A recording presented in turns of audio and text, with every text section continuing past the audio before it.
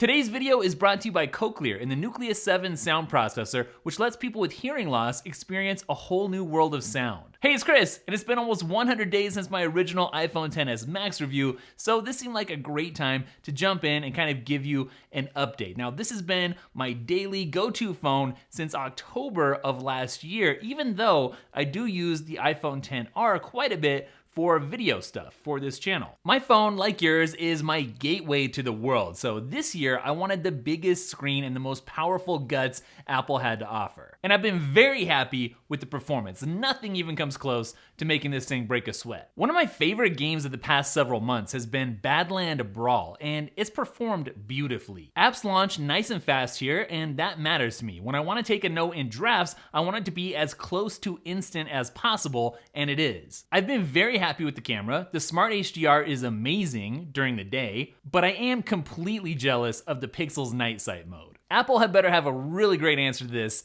and soon. But other than that, I'm really enjoying this camera. I'm a huge fan of the optical zoom on the rear camera. When I use the iPhone XR, which doesn't have it, I do find myself reaching for that 2x zoom button just out of habit, and it's always disappointing when it's not there. One thing I love about iPhones is all of the accessories that you can get, because the amount of options is really unmatched, to the point where it can be hard to sift through all there is out there.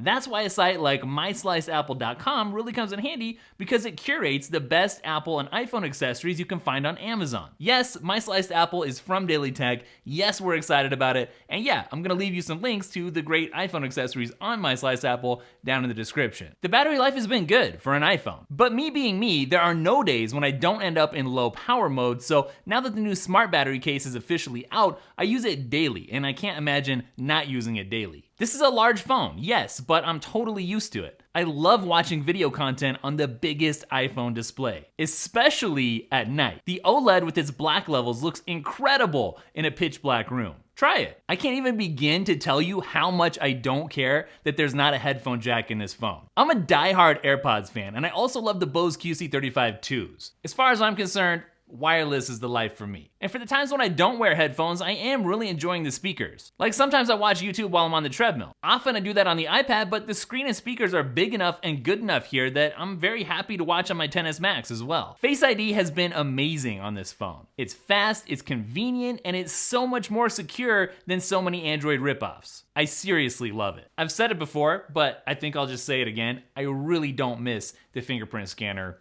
at all. Yes, this phone still has a notch. Would it look better without a notch, or at least with a smaller notch? Well, yeah, but you know what? The notch still really doesn't bother me. It's the kind of thing that you notice once when you get the phone for the first time, and then you forget about it. Like with more and more videos on YouTube being uploaded with a 2:1 aspect ratio, like this video, that perfectly fits this screen while ending right at the notch, and with wallpaper that you can hide the notch altogether, I mean, really, seriously, it's not a big deal. I think the worst thing about this phone is the price. Well, more specifically, what you get for the price. Yeah, this is an expensive phone, even at its cheapest config, and for the money, I'd like to get more than 64 gigs for $1,100. Now it's true, you can get this phone for monthly installments of around $54 right now, and at the time of upload, Apple has a trade-in deal going on where you could bring the total down to around $699. So the options do help, I guess. I, for one, am on T-Mobile's Jump on Demand program, which lets me upgrade as often as once per month if I wanted to. And so I did buy this iPhone on basically an installment plan,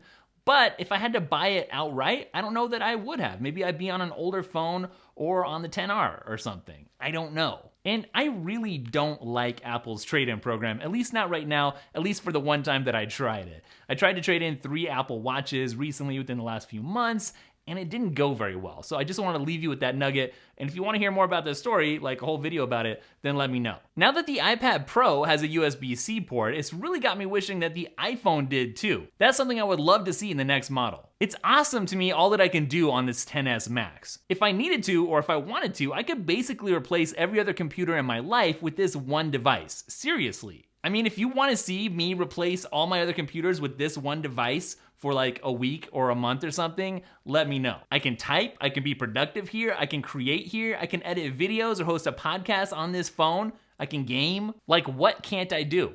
Nothing. So yeah, there was a group FaceTime bug that had media and Fandroids all up in arms the other day. And yeah, that kind of sucks, shouldn't have been there. But if you Google Android bugs, you'll see that there are plenty of those. And yes, I do feel good knowing that Apple believes privacy is a fundamental human right. In this day and age, when companies like Amazon are snapping up my favorite indie companies like Eero, makers of an amazing mesh network product, I do think that Apple's privacy mentality matters. Something I do want to touch on in this review is that buying an iPhone isn't just buying an iPhone. You really are buying into the ecosystem, and you get a whole lot more than just a phone. Like, I love my Apple Watch, which only works with an iPhone. I love Apple Music, and I love airplaying music to my HomePod. I really love copying and pasting from one device to another. And the list goes on. I actually made a whole video about it, which I'll link up down below. The iPhone, and in particular right now, the XS Max, is really an essential component of my personal tech landscape. So switching to a different non-iPhone